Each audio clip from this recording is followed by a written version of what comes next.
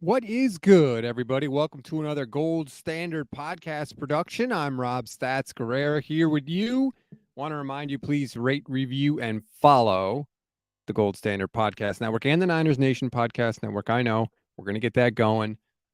Please stick with us as SB Nation's kind of dragging their feet, but we will get there soon. We always say if you leave a review, we will read it on the show. Just here to react really quick to John Lynch at the NFL Scouting Combine in Indianapolis. He met the media today. He gave an update on Trey Lance. He gave an update on Brock Purdy. Those are really the two biggest things. There were a lot of, to be honest, crappy questions, but we did get updates on Brock and Trey. And I have to say, my kind of overall takeaway from the entire press conference, which he spoke for about 20 minutes or so, Brock's the starter. Clearly, Brock's the starter. He barely even gave the token, we still believe in Trey Lance. Like, it was barely there. Everything about Brock was glowing. Brock took the chance to play and ran with it, making excuses for Brock's injury. Oh, there's nothing he could do. He was going to throw and a 200 or 300 pound guy crashed into him and there was nothing he could do. Whereas he never says that for Lance, right? He never says, well, there was nothing Trey Lance could do. A 300-pound lineman crashed into him and twisted his ankle. But yet for Brock, he's got to throw that out there. So I thought that was a little weird. And I think you could just kind of tell just by the way he was speaking about them, they clearly view Brock as the number one. And one thing I thought was interesting was that he even addressed the sort of uncertainty around what kind of surgery Brock Purdy is having. John Lynch said, well, people have talked about the uncertainty, but every surgeon says that. Every surgeon says we won't know for sure until we get in there. That's just to cover his ass, basically. So, I mean, the 49ers are really pushing forward with this idea that it's going to be Brock. He's going to have the UCL repair, which is the 6-month time frame for a recovery, and they're just going to hit the ground running and go from there. Now, the other big update is that Brock is going to meet with the surgeon, Dr. Meister, I believe his name is, in Arizona next week, which was planned. We kind of knew that. And they're going to see if the swelling and the stiffness, John Lynch said, too. He also threw the stiffness in there. So maybe Purdy's having both of those problems. I imagine it doesn't feel good. He has a torn ligament in his elbow. But they're going to meet next week. And if all goes well with that meeting, and then Brock will have the surgery next week. Excuse me, let me drink. If all goes well, they'll have the surgery next week, which, still is dicey for whether or not Brock can return. But that is the plan right now. And we don't know. Maybe the swelling won't have gone down. We have no idea. That's why they're going to meet and figure that out. But that's the update with Brock. So to me, it's very, very clear that they consider Brock quarterback one. They always talk about with Trey Lance, what he has to prove, right?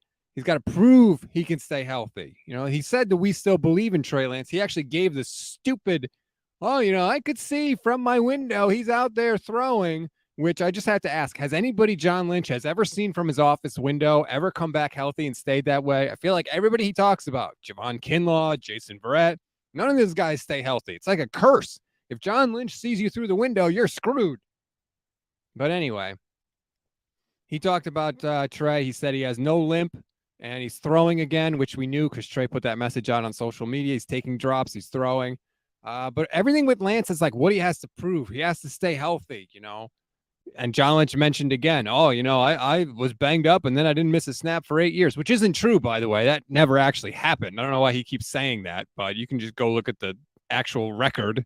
John Lynch never had an 8-year stretch where he never missed a snap, but no one's going to challenge him on it, so whatever. But the point is, Trey is all about what he has to prove. Brock is all about, just get healthy. He's the guy. He took the job and he ran with it. So it's clear who QB1 is.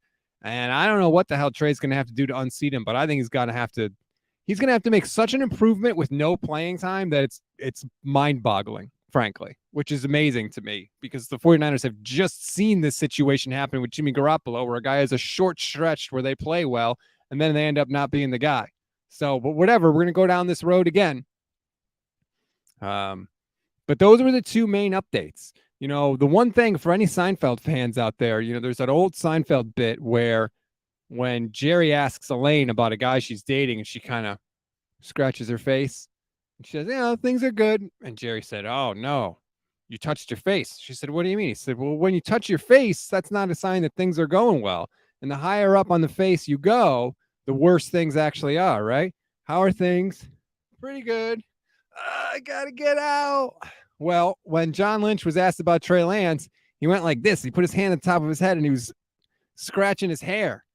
Oh, he's doing pretty well. I'm like, oh, no, that's not good. That could be the giveaway that Trey's on the outs there with the 49ers, the John Lynch head tap. So that's where things stand. Beyond that, John Lynch wasn't asked about much. He was asked about Christian McCaffrey and staying healthy, and he said that they had to manage things during the week with Christian, but just he was sort of on the same program that he was on when he was with the Panthers. A lot of questions from non-49ers media just about some of the coaches that were leaving. He did say right at the end of the press conference, he did say that Diamondor Lenore had taken a big leap this year, which was really cool. Nice to see, and congrats to Lenore because he did take a big leap. Waltony 101 watching on Twitch. I couldn't imagine traveling all the way to the combine and choosing to use your question to ask Lynch about Jimmy Garoppolo. Well, apparently that's all the 49ers press corps knows how to do. And Lynch, for the record, said basically that has run its course with Jimmy Garoppolo, that it's going away. So, which isn't shocking because it's what we've been told, all offseason again and again and again. And Jimmy's not under contract, which is the big difference from last year. But apparently we are not going to stop asking about Jimmy Garoppolo until he actually signs with another team. So, Slick68 watching on YouTube. They're trading Trey during the draft to Houston. Let me try and speak better now. It will cost them more to trade Trey Lance than it will to just keep him on the roster. If that wasn't the case, I would agree that they might look to deal him because it's clear they have lost confidence in him. And then maybe it's all about the injuries. I don't know, but it is very clear from how they talk about him that they have lost confidence in him and that they have fallen out of love with Trey Lance. Bay Marin says Dr. Meister sounds ominous. Yeah, kind of does. Brock Surgeon, I'm Dr. Meister. If his first name is Heat, we're in trouble, right? Slick88 says they're doing their due diligence. Oh, that was the other thing that Lynch brought up. Actually asked by Jason Aponte of the Gold Standard Podcast Network. He was asked about the quarterback situation, and Lynch said, we may have to look into the quarterback market in addition to Brock and Trey to kind of insulate themselves from injury, which, it's pretty obvious, right? You can't go into the season with two of those guys coming off major surgeries. He was asked about Brady, and he said he texted Brady to congratulate him on his great career and just left it at that. He didn't say we're inquiring about it, blah, blah, blah. But I think it's pretty clear, right? Hey, Tom Brady, John Lynch here texting you. Congrats on a great career. ... Hey, if you ever feel like you want to come back, hit me up in August and we can make it work. Or I'll check in with you later this summer to see if your mind's not, maybe we can change your mind. He doesn't have to admit it, but I would be stunned if he didn't make some sort of mention of a comeback to Tom Brady, because I do think that is the Niners sort of get out of jail free card. Oh, we love Trey, we love Brock, but we have a chance to get the greatest quarterback of all time. So we'll see what ends up happening there. But he did mention that he texted Brady. The Garoppolo thing, as I said, done and done. And that was kind of it from John. It wasn't a super deep press conference. I thought a lot of the questions were kind of crappy, to be honest with you. A lot of that stuff we don't need to know about. And some of the crappy questions came from media beyond the 49ers press corps who were asking for their own purposes. Somebody from Tennessee asked about Rand Carthon. Somebody from Miami asked about Mike McDaniel. So you can't help that. They're doing their thing. I don't blame them for doing that because they're serving their audience. But it was a weird press conference. Valerie watching on YouTube. They may want Purdy, but they may not get him. We'll know more next week. Exactly. And again, we keep throwing more things in the mix with Brock Purdy. First, it was we don't know what surgery he's going to have, but we know it's going to be on February 22nd, right? Then it was, He can't have surgery on the 22nd because there's still swelling and stiffness in his arm. Now we don't know when he's going to have surgery. Now we're going to meet again next week, and we still don't know, right? Is the swelling, has it gone down? That's step one, hurdle one that they have to clear. Then it's okay. It's gone down. We can have surgery this week. Then it's all right. What kind of surgery is it? They think it's going to be the UCL repair. Hopefully it is. Then he has the surgery. Hopefully it's the UCL repair. And then it's, okay, building up the throwing program. Does he have any infection in the elbow? Does he have anything like that? Let's build up the throwing program, build up the arm strength. Past that hurdle, 3 months, then he can start to get back into like football conditioning and football shape. Does he have any setbacks on the arm? Is the arm strength just as strong as it was, which wasn't that strong to begin with? Does he still have the same zip on the ball? That's another hurdle that has to be cleared. So there are so many steps that we are going to have to go through as we go along. A lot unknown there. A lot unknown, yet the 49ers really seem to be trying to act like there isn't as much unknown. There aren't as many hurdles, but it doesn't matter what they're trying to act like. What matters is what is the reality, and that is the reality. Rob Dart, last question was about McDaniels. Come on. Yeah, see, I think that was from somebody in Miami, though, Rob. So that's not the 49ers press corps just saying, oh, let me ask about Mike McDaniel. That's not what it was. So I don't want to. There's plenty to blame the 49ers press corps for. Believe me, that wasn't one of the things, though. So overall, my feeling is pretty much what it was going in. It's clear Brock is the number one. Trey is the number two. They don't love Trey Lance anymore. They think he can't stay healthy. They really seem to think he has a chronic injury problem, whereas they don't give Brock any criticism for his injury issues, which if you want to say that Trey has a finger, he had the finger issue in the preseason, then he had the knee, and then, of course, the ankle this year. Okay, but Brock had the ribs this year.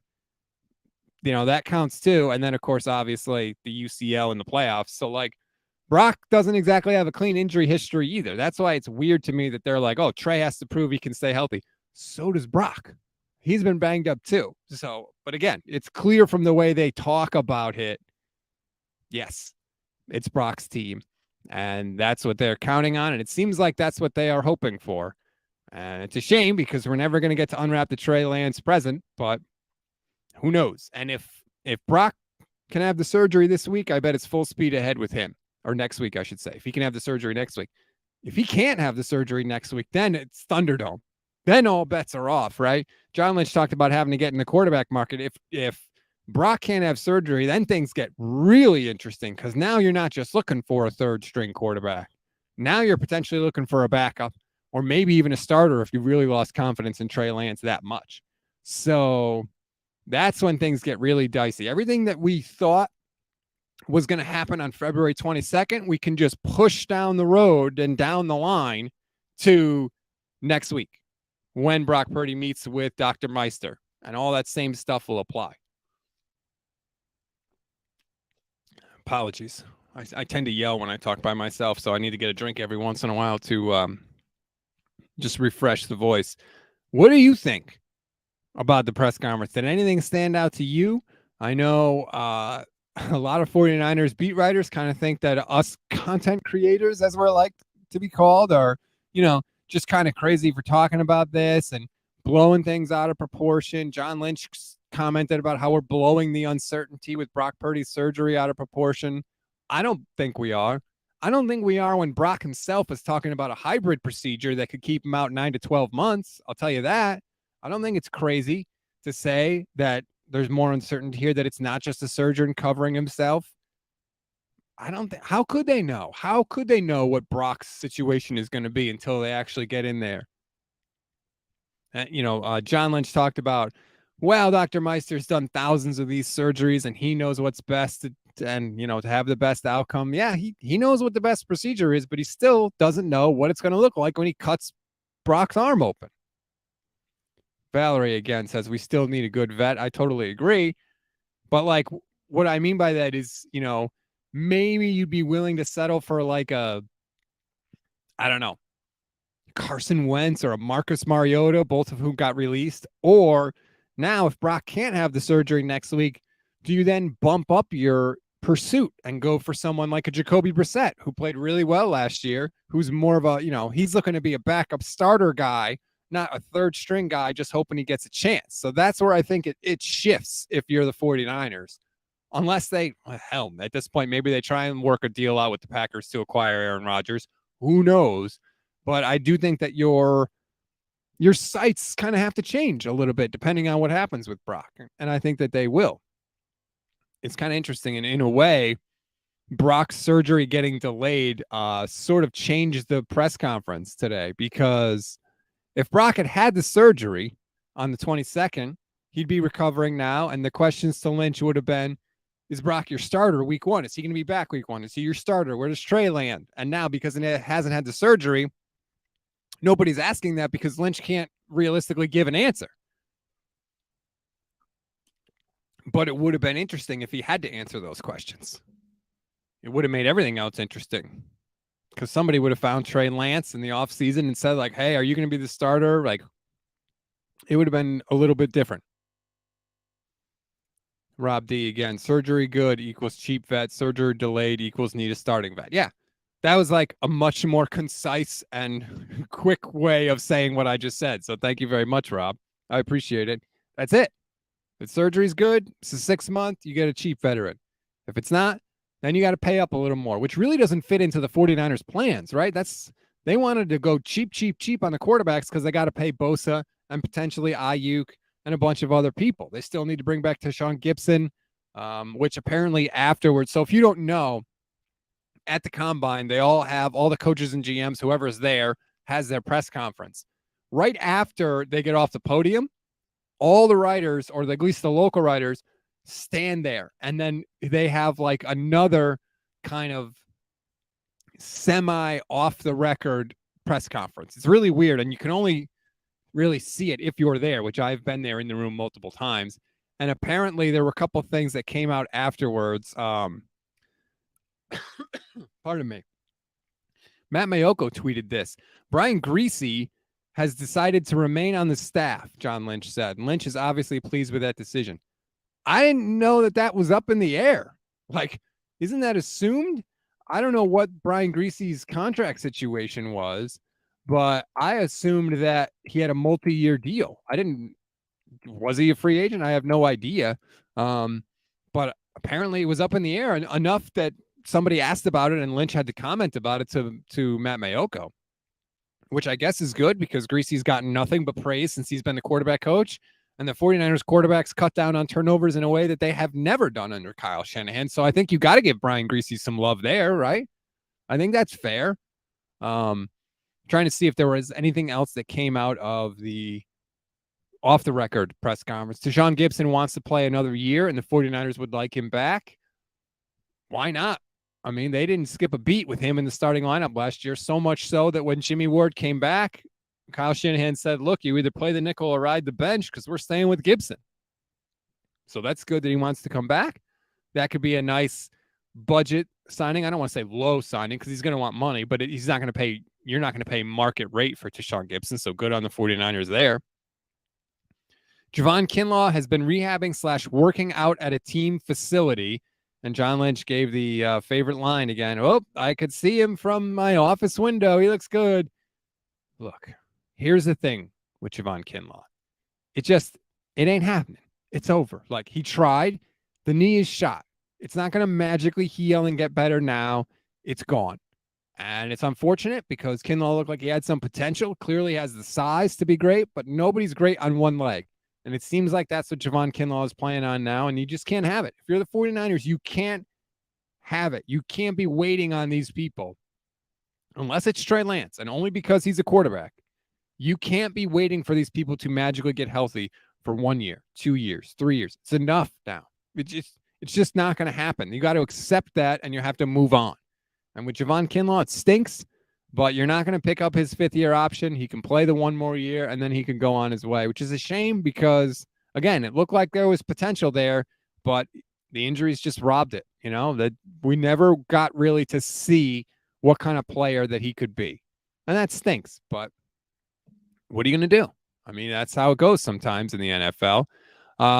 more news that have come out. The Niners have announced a 3-year extension. Okay, yeah, we knew that with Tabor Pepper, and a 1-year contract with Juwan Jennings. That's very nice. He was a restricted free agent, and so Third and Juwan will be back with the 49ers in 2023. That is awesome because he's really carved out a role for himself on this team. It's a third down position. You think of a lot of times that you would want like the fast, speedy, shifty guy on third down. Juwan Jennings isn't that. He's a big guy. He's a blocker, and but it works on third down, and it works consistently, and it worked with multiple quarterbacks. So he's going to be back next year, and I love it. He plays exactly the way you want your receivers to play. He had 35 catches this year. 23 of those resulted in a first down. So when you're telling me 66% of your catches result in a first down, yeah, I want that guy in the building. Absolutely. And it's a tender offer, so it's not going to be like crazy money. So congratulations, Juwan Jennings. 7th round pick, getting a second contract with the team that drafted him. That's incredible. Credit to the Niners scouting department and credit to Juwan. Like, that doesn't just happen around the league. Excuse me again. Sorry, my voice is really kind of deserting me here. And when you look at the Niners receiving room, it's Juwan Jennings, it's Debo, it's Ayuk, it's Ray McLeod, it's Danny Gray, which who knows? He could be a bounce back candidate. We don't know. We've certainly seen 49ers receivers contribute more in year 2 than year 1. So hopefully that happens with Danny Gray. But that's the wide receiving room, maybe. Maybe they add one more receiver, but I don't expect them to go nuts. They're certainly not going to sign any big-name free agents, but they don't need to. I think they're in great shape. And if Debo can stay healthy this offseason and come in, full strength, which is something that he hasn't always done, I think that'll be massive. I think we'll see Debo closer to what we saw in 2021. The actual receiver Debo, because that's what they really could use. And hopefully they do. So that's the Juwan Jennings news. Comment here. Hey, Stats on Fire. Keep up your awesome work. You're my number one source of information on the Niners here in Germany. Yeah, let's go. I enjoy all your daily content, but especially your shows with Levin. Well, I don't want to give Levin any compliments, but we do appreciate that. Thank you, MP Lou. Try to offer as many things as we can. Just a quick update, and then I'll wrap it up here. Espionation is still dragging their feet with giving us the original podcast feed. Hopefully that is going to happen. We're trying to work out those details as we speak. Also trying to work on a website for everybody to get that up and running. So you'll have a one-stop shop for the podcasts, for the YouTube videos, for everything that we do. Levin wants to write for it. I'm going to write for it. Michelle's going to do some fantasy stuff for us as well. We're trying to get that up and running as we speak. So, stick with us here. We should have some big news from that department fairly soon. Definitely before next season. Obviously, we want to get up and running. So that's kind of where things stand. But in the meantime, we'll be providing all the news, all the updates. Michelle and I are going to get into Combine stars basically this week with her show on Friday. We're going to dive into some names to watch for the 49ers. So plenty of good things coming. Oh, look at Diego. If you need Spanish translation, I can help. Diego, let me just tell you, from the beginning with Niners Nation, when I started there and now even after the Niners Nation thing is over and I'm doing my own thing, I've always wanted to have a Spanish podcast. I wanted one of the shows to be in Spanish because there's a huge audience for it and it's absolutely there and there's no reason why. The only problem is I don't speak Spanish. So I don't want to just throw a Spanish show on the podcast feed for people that speak Spanish because I want to know that it's good. And I want to know that these people know what they're talking about. I don't want any host on my network that doesn't know what they're talking about. If I can't understand what you're saying, I don't know if you know what you're talking about. So I don't know how to evaluate it. And I always hated that because the audience is there and the people deserve it. Especially if English is your second language, you probably want to hear a show about the 49ers in your native language. And I wanted to provide it, except I don't speak Spanish. So if somebody knows of a good 49ers show that's in Spanish, please tell me, because I'd love to do that. But it's just that was always the problem that I ran into. But I appreciate the offer, Diego. Anyway, that's going to do it for this edition of the show. Please rate, review, and follow the Gold Standard Podcast Network. Smash the like button, smash the subscribe button on the YouTube page. We'll keep breaking it down for you, reacting to all the news and anything that crazy that happens from the 49ers. Look at this. Paulo. Second, that guy from Germany. Hello from Brazil. You're also my primary source for what's happening with the 49ers. Gold Standard Network, baby. We're international. I love it. Thank you. Appreciate it. I like to keep everybody updated, and just so you know, like, I don't want to just give you the news. The website is not going to just give you the news. It's going to give you the news and tell you what it means, because there's 3 parts of every news story. What happened? So what? Now what? And that's what we're going to provide for you. And that's hopefully what we provide for you on the podcast as well. So thanks, everybody. Really appreciate everyone that's tuning in. I appreciate all your questions and comments. I love that. Please, please, please keep them coming. Follow me everywhere. Twitch, YouTube, Twitter, @StatsOnFire, Instagram, TikTok. I'm everywhere, baby. So thank you. And we'll talk to you next time. We'll talk to you next time we get news from Indianapolis.